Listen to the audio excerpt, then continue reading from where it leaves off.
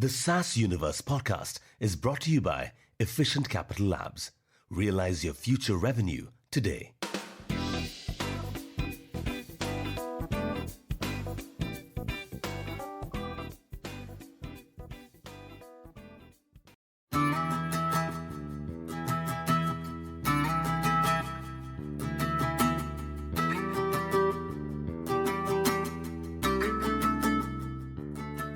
In the vast landscape of the business world, there are individuals who stand out as beacons of inspiration and wisdom.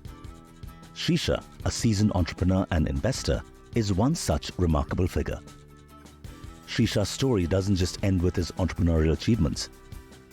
Recognizing the importance of mentorship and giving back to the startup community, he embraced the role of a guiding light for aspiring founders. With a wealth of knowledge and a deep understanding of the Indo-US startup ecosystem, Shreesha became a mentor, sharing his wisdom and expertise with countless young entrepreneurs. His ability to see beyond the surface and grasp the underlying dynamics of the business landscape has earned him a reputation as a thought leader and a trusted advisor. Shreesha is now working on an exciting new venture in stealth mode.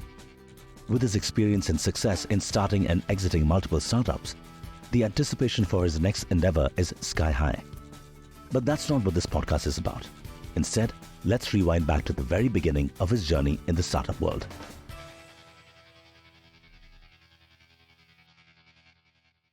It all started back in 99-2000 when I was part of the early team at Yodlee. And Yodlee was a fintech platform. And Yodlee was a phenomenal experience because we invented a technology, a term that industry today knows as screen scraping. And so phenomenal exposure in terms of technology, management, the hype during .com era. And then decided to come out of Yodlee and do more than engineering. And so went over to the dark side, which is sales. Did a couple of sales stints, and I wanted to be on the other side of the table because I was an entrepreneur. I said, let me see how the world looks like. And yeah, it was eye-opening when I was able to speak to a lot of founders when I was doing due diligence on what to acquire. That phase was really exciting. What became boring is afterwards when you have to operationalize the acquisition. That journey firsthand was amazing. I recently started another startup called Number, which is a workforce management platform for construction industry. We've not launched the product still, but yeah, excited to do my next startup. And then along the way, I've always been a big supporter of the whole startup ecosystem. So started supporting other founders first by actually going in and helping with their go-to-market strategies and tactics, figuring out what's a growth hack, figuring out what personas to target, figuring out what segments to go after, and then decided to do more than just advising, and so started investing. My first investment, which is Workato, which is now big unicorn and doing extremely well.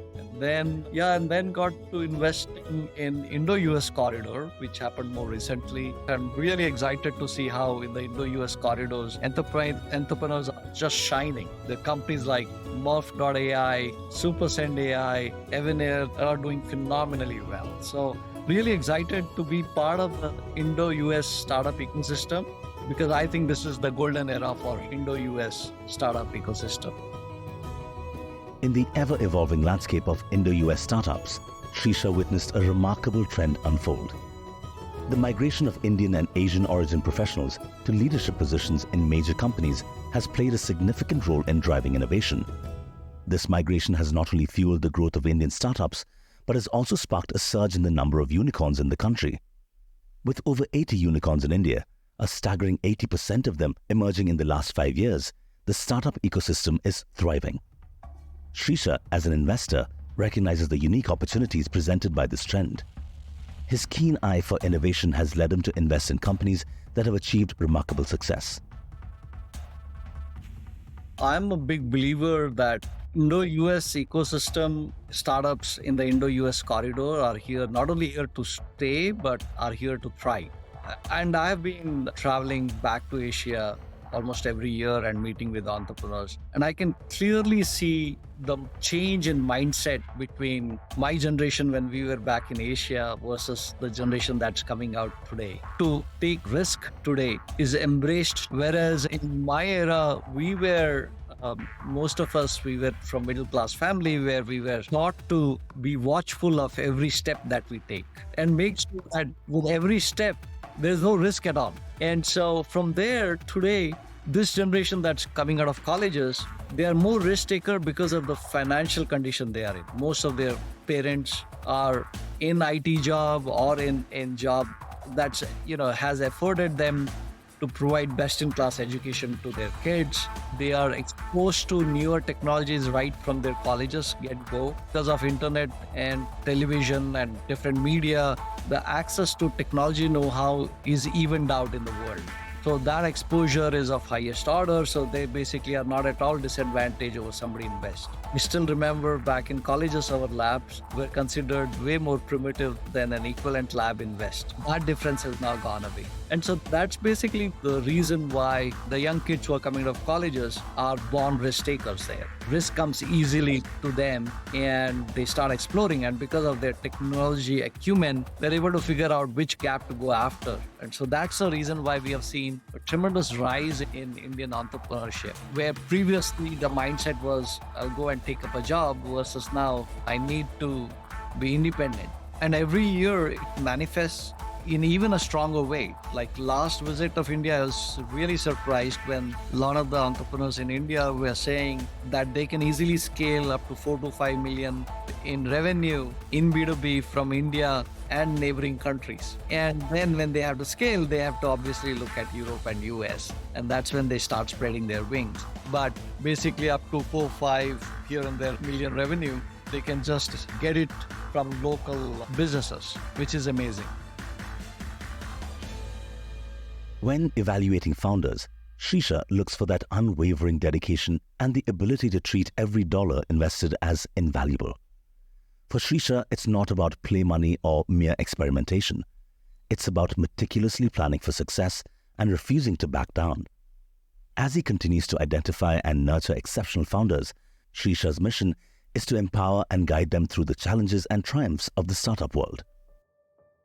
I'm a big believer that ideas are dime a dozen and everything can be overlooked except the founder's desire to succeed. So when I'm talking to the founders, I'm generally looking at how passionate is the founder, how much the founder is committed to being an entrepreneur, and is founder treating the money as investor money or his or her own money. Because if they feel that it's a play money, they experiment, and based on whether it gets validated or not, they will then continue the entrepreneurship journey, then it's not for me. A founder is like, this money is valuable, I understand it, and I'm going to go about it in a planned way, but I'm here to succeed. I'll not go down. This is not just an experiment. This is an experiment that's being designed to succeed. That attitude goes a long way. And so I always bet on founders. If you even look at all the phenomenally successful companies, they have had one thing in common. They've had phenomenal founders. And so that makes a big difference. And so that's why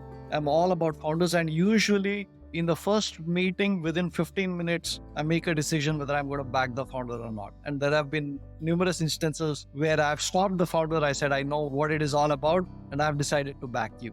And the founders are generally surprised. If the founder expresses in any way that I know it all and I don't need any help, then I stay away. But if founder is prudent, the founder understands that odds are stacked against a startup. And so founders need to be selfish, need to be egoless in terms of accepting help from anywhere. In terms of desire to learn, I've seen more openness among the founders, but how do they take advantage of it? That's not common.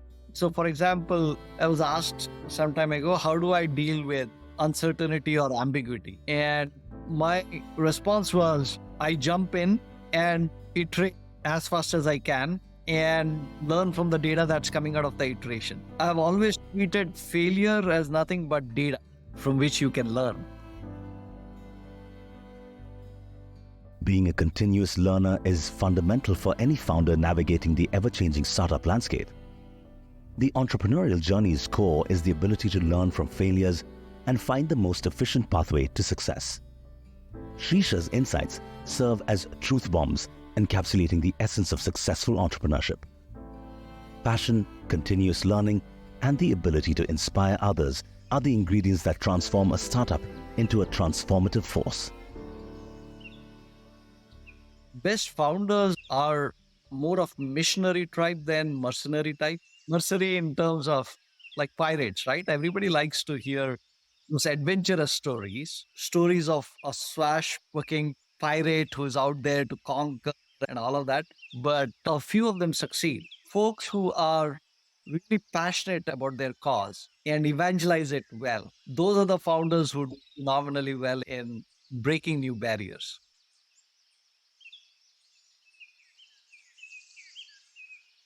Driven by a desire to explore beyond engineering, Shreesha embraced the so-called dark side and ventured into the realm of sales. This pivotal decision marked a turning point in his career as he sought to understand the intricacies of customer engagement and the art of persuasion. Little did he know that his foray into sales would shape his perspective and pave the way for his future as a mentor and investor. When I was managing engineering, when I was in engineering team, we engineers, we love to curse the sales guys. And the reason we used to love cursing them is because we would say they would bring all different types of customers. They'll promise everything in the world. And then the burden of implementation is on us. And we have to somehow make them succeed. And so that's why the product teams, the engineering teams, they always look at sales guys as the dark side. The guys who will do anything for earning their commission and promise the heck out of the whole thing. And so when I decided to go into sales, my motive was I wanted to be an all-rounded entrepreneur. And I felt I need to understand the mindset of a prospect, mindset of a customer, and what it takes to actually convince somebody to use your product. Because if you think about it in an organization, only the sales guys have the burden of convincing somebody outside of their organization. The rest of all the functional areas, they generally have to deal with internal validation or convincing internal folks to buy into an idea. Sales are the only guys who have to influence external folks, stakeholders. Well, that's where sales is extremely challenging, and I wanted to understand what that challenge was all about and learn how to sell. And so jumped into it, and I'm glad that I did that because that transformed me. Because I first understood that selling is not easy because you have to develop thick skin. You will hear a lot more no's than yes, and you will feel more defeated at times, and winnings seem to be far and few in between. And so that's why I say you have to develop thick skin. But on the other hand, the adrenaline rush that you feel when you get a deal is out of this world. And so from there, I realized the important about how to be an effective salesperson. You have to think about value add. What's the value add you're contributing to the other person? And then in the same theme, you have to craft a win-win relationship.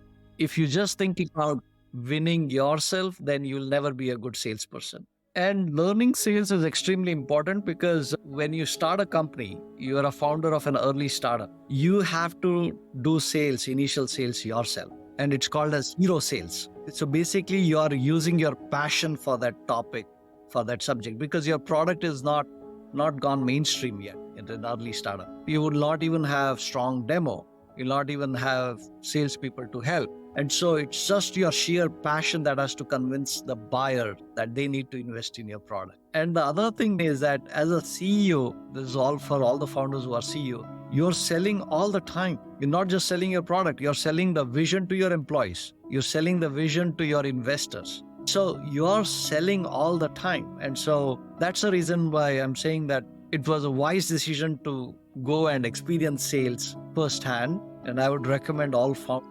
that they go through that journey.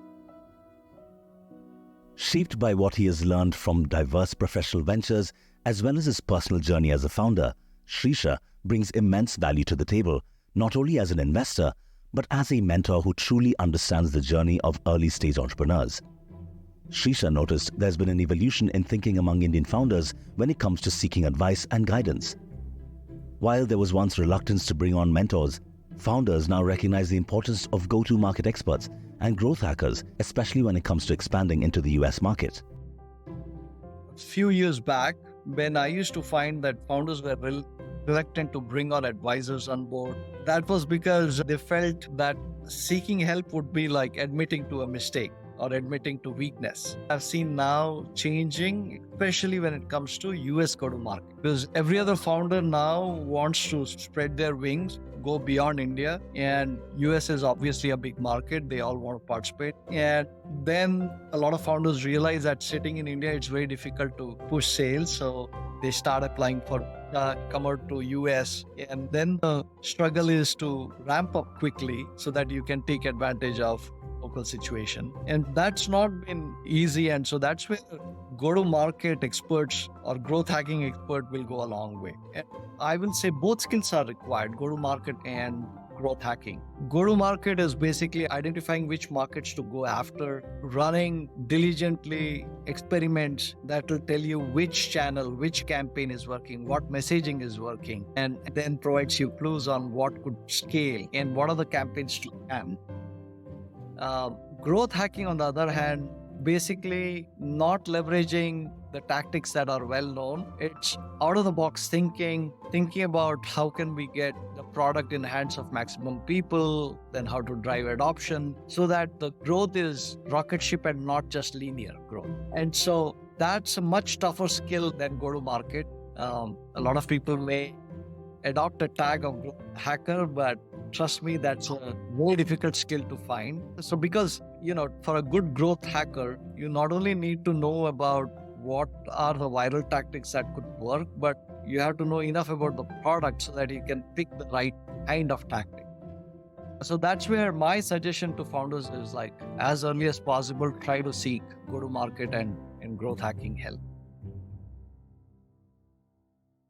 Finding an investor for a founder with unwavering conviction and an exceptional product can seem like a straightforward task.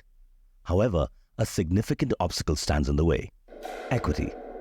When it comes to funding, many founders are often unaware of revenue-based financing, as equity-based financing tends to grab the spotlight due to its valuation aspect. Shreesha would have interesting insights on both funding formats, considering his experience as a founder and his involvement with ECL and equity investments. I would say the knowledge and exposure to revenue-based financing was very limited before, and that is changing, and it's also in some ways accelerated because of the times that we are in right now, because equity-based funding may not be easily available. And so the way I look at it is, in an early startup, equity is cheap versus dollar because revenue is not much there and you have plenty of equity to distribute. But as the company matures and you now have a decent amount of revenue, equity becomes very expensive because you as a founder, as employees, you don't want to be diluted more. If you get diluted a lot, then you're not working for yourself. You're not independent. You're working for somebody else. So that hits you at that time, and that's when you look for alternate funding mechanisms. And I see more and more startups now taking advantage of this when they have revenue and they need a capital infusion to do growth or to leverage an opportunity that is in front of them. And no point in going for equity financing at that time because it may take a lot of time and they may not have that time, or it just be available because at the valuation that the VCs are offering, it may just dilute the heck out of the founders because it may take a lot of time and they may not have that time. That's where revenue-based financing comes really handy because you can then opt for those instruments, get in the money that you need to go and conquer new geographic regions or to leverage a new opportunity that comes your way. With all the interesting insights and truth bombs that Shreesha has dropped, we couldn't help but be curious to know what current knowledge and wisdom Shreesha would impart to his younger self if he could go back in time to the late 1990s or early 2000s. His journey has taught us the importance of embracing opportunities, learning from failures, and continuously evolving in the fast-paced world of entrepreneurship. And as we reflect on this remarkable story, we eagerly await the pearls of wisdom he would share with his younger self, knowing that they would undoubtedly inspire and guide the next generation of aspiring founders.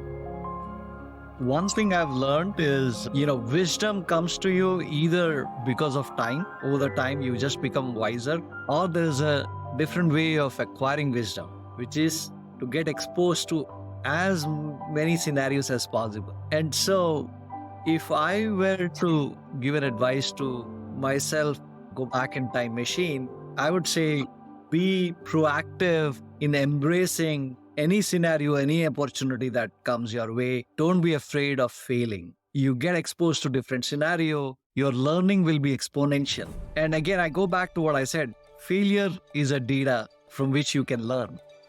People should look at failure as not as I have failed. People should look at failure as I have not yet learned. So that then would change the perspective of how you look at failure, and you will not be afraid to fail. You will not see it as a social taboo. I would say that Valley in US has become a valley because failure here is a badge of honor. You have failed, that means you are now wiser. Your hunger to succeed has gone up. Your exposure has gone up. So path to success is rarely a straight line, and there is no substitute to taking the first step. And you will take first step if you're not afraid of failure. If you're afraid of failure, then you'll always run away from risk, and that first step will not happen, and then there is no line. Forget about a straight line. If you start a company, that means you have already come into the world that's more risky than being employed elsewhere. And so you have embraced risk, and now it's a matter of, have you given a specific time frame? Have you attached a time frame for that? Or it's basically till I succeed. I have rarely seen founders who have given themselves specific time by which to, either they succeed or they go and take up a job. Founders who are like, I will succeed. It's just a matter of persistence and learning. Those are the people who generally make it because they are not afraid of trying again and again. They are not afraid of going back to the drawing board. They're not afraid of giving up on an idea which they are seeing not much traction. But they're willing to come up with another idea. The other thing I always recommend CEOs or founders to think about is, if a company is successful, it's because of the team. If the company has failed, it's because of the CEO. So where I'm leading with that is the importance of having a good team. I have always suggested founders that think about it in a team. Don't put the pressure burden on you doing everything. Because if you put pressure on yourself that I am the one who has to make it, I'm the one who has to succeed, then the fear of failure will be more intense. But when you have a team with you where you can share ideas, where you can collaborate, where you can help each other in down times, that is when chances of success go up and you are willing to take more risk. I firmly believe that if you have more eyes on a problem, then there is more likely the chance of you finding a unique solution. Shreesha's story is one that embodies the power of mentorship.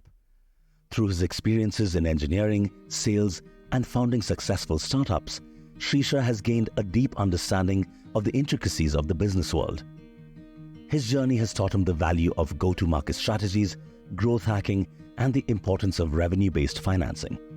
But perhaps most importantly, it has instilled in him a belief in the power of mentorship and the impact it can have on aspiring entrepreneurs. As a mentor, Shreesha has selflessly shared wisdom and expertise, guiding countless founders on their own entrepreneurial journeys. He understands the value of embracing failure as a stepping stone to success and encourages others to approach challenges with a mindset of continuous learning and resilience. His journey reminds us that entrepreneurship is not just about building successful ventures, but about making a lasting impact and empowering the next generation of innovators.